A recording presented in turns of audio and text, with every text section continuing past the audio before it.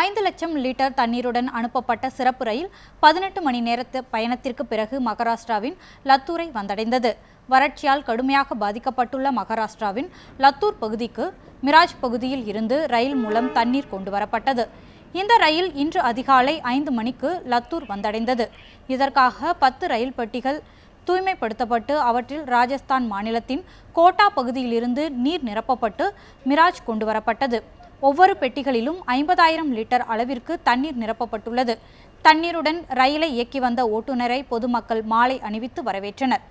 ரயில் மூலம் கொண்டு வரப்பட்டுள்ள தண்ணீர் லத்தூர் ரயில் நிலையம் அருகே அமைக்கப்பட்டுள்ள பெரிய கிணற்றில் நிரப்பப்பட்டு பின்னர் குழாய்கள் மூலம் பொதுமக்களுக்கு விநியோகிக்கப்படும். இதேபோல் 50 பெட்டிகளுடன் மேலும் ஒரு ரயில் வரும் 15ஆம் தேதி மிராஜில் இருந்து லத்தூர் வரும் என கூறப்படுகிறது.